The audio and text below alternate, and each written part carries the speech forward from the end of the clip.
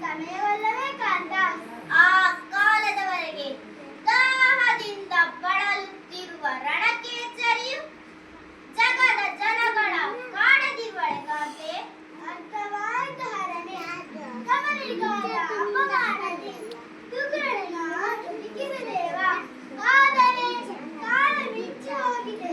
ಕೆಸರಿಂದ ಪಾರಾಗಲು ಕೇಸರಿಯ ಗುಹೆ ಸೇರುವುದೇ ದೇವಿ. ನನ್ನ ಪ್ರಮಾದದ ಪರಿಣಾಮವ ಅರಿತ ದೇವ.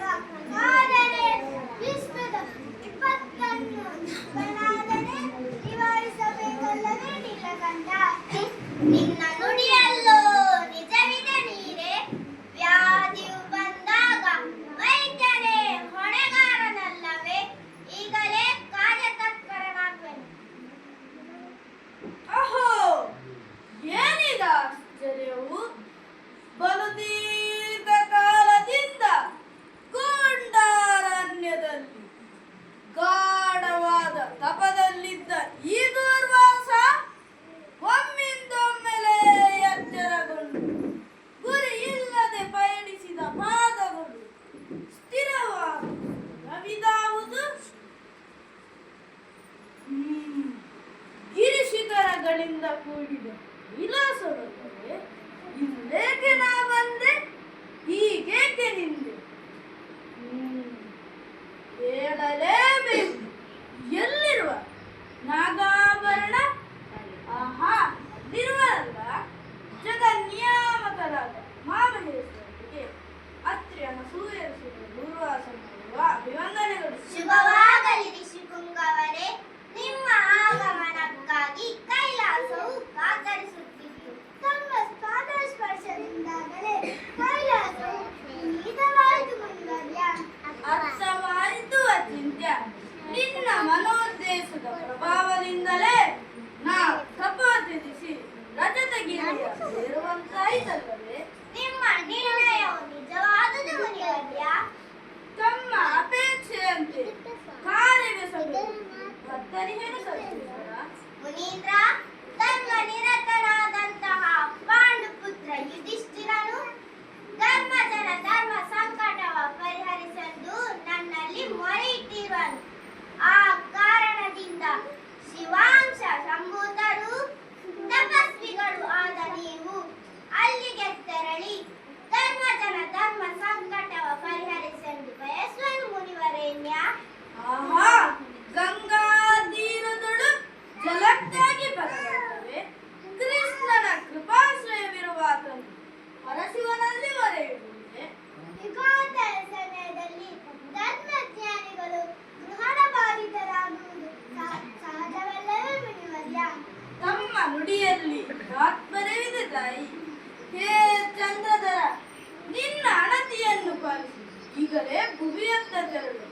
ಅನುಗ್ರಹಿಸುವುದರೇ ತಮ್ಮ ಪಯಣವು ಪರಿಪೂರ್ಣವಾಗಲಿ ಋಷಿವರ್ಯ.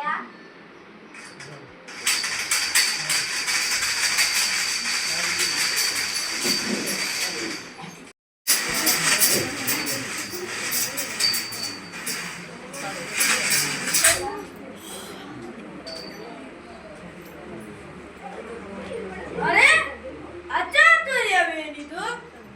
ಯುಗ ಸಂಧ್ಯಾ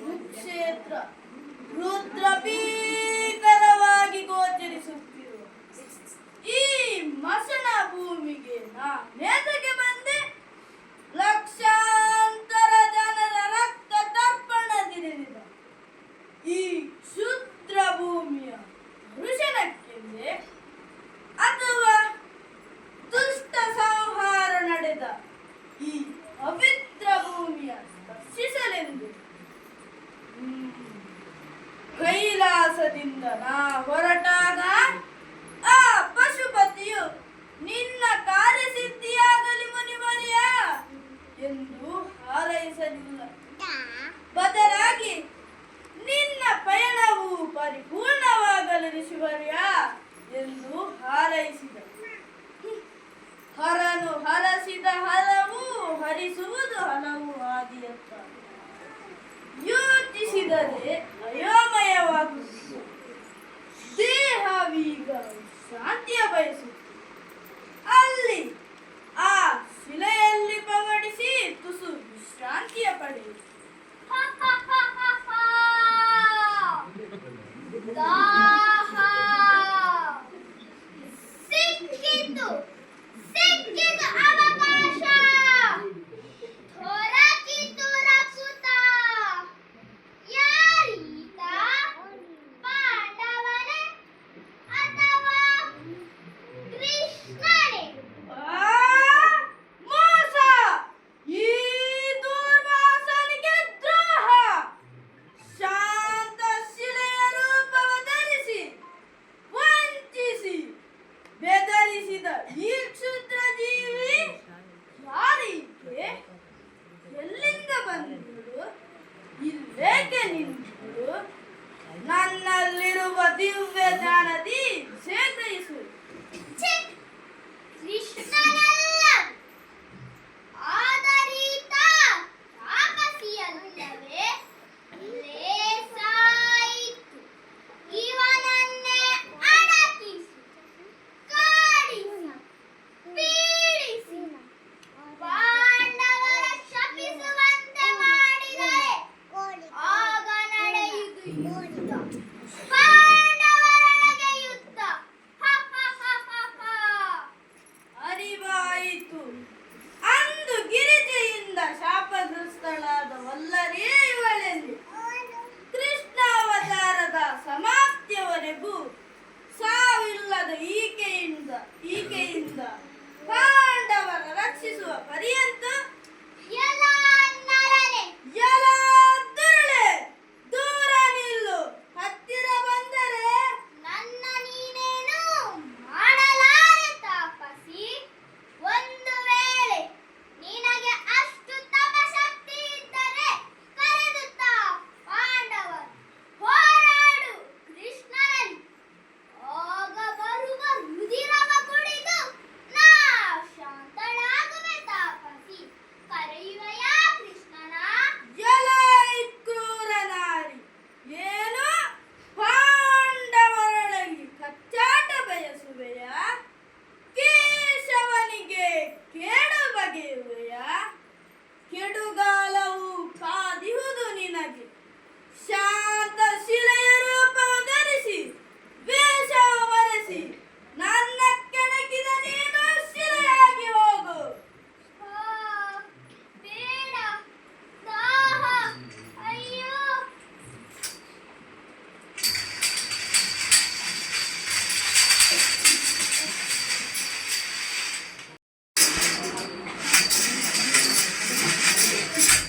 ಅಣ್ಣ, ಅದೇ ಶಿಲೆಯನ್ನು ನೀನಿಂದು ಗಾರ್ಗಿಗೆ ತರಲು ಬಯಸಿರಲಿಲ್ಲ.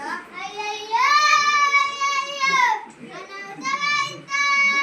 ಎಲ್ಲ ಮಾಲಿಯೇ, ಏತಕ್ಕೆ ಅರಚುವೆ? ಅಯ್ಯಯ್ಯೋ, ಅನರ್ಥವಾಯಿತು. ಅಲ್ಲಿಗೆ ಹೋಗುವ ಮಾರಣ್ಣ ಮನೆಗೆ ತಂದಂತಾಯಿತು. ಅಯ್ಯಯ್ಯೋ. ಎಲ್ಲ ಭಂಡನೆ, ಭಯಪಡದಿರು.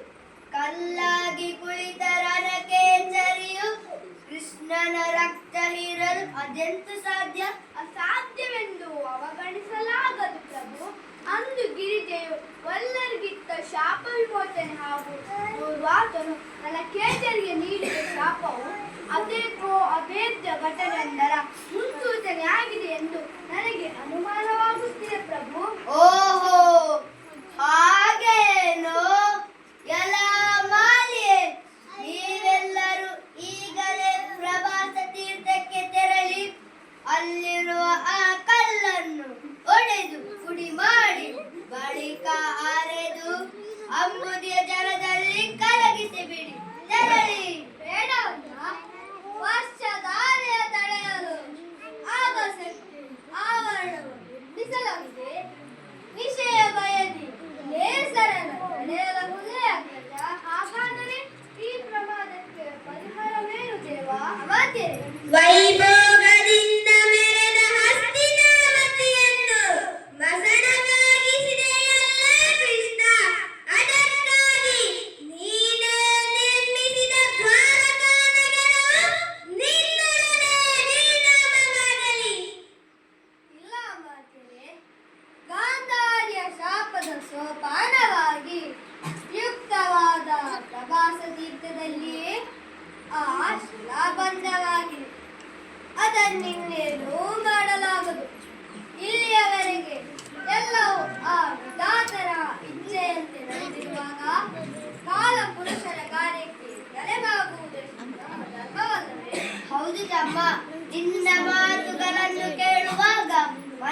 ಭಾವವೊಂದು ಒಳಗೆಳೆಯುತ್ತಿದೆ ಅನುಜ.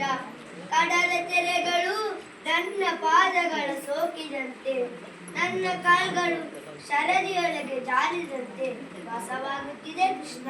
ಆ ಕಾಲವದು ಒಂದು ದೂರದಲ್ಲಿದೆ ಅನುಜ. ಅಲ್ಲಿಯ ತನಕ ನಮ್ಮ ಕರ್ತವ್ಯವೇನು ಕೃಷ್ಣ? ಜಗದ ಜನರಲ್ಲಿ ಜಗನ್ನಾಥರ ಮಹಿಮೆಯನ್ನು ಮೂಡಿಸುತ್ತಾ ಶಿಷ್ಟ ರಕ್ಷಣೆಯ ಕಾರ್ಯವನ್ನು ಮಾಡುತ್ತಾ ಲೋಕಕ್ಕೆ ಮಂಗಲವನ್ನು ಬಯಸುವುದಷ್ಟೇ ನಮ್ಮ ಬಾಧ್ಯತೆಯಾಗಿದೆ ಅರ್ಜುನ. ಇನ್ನ ಇಚ್ಛೆಯಂತೆ ಆಗಲಿ ಕೃಷ್ಣ.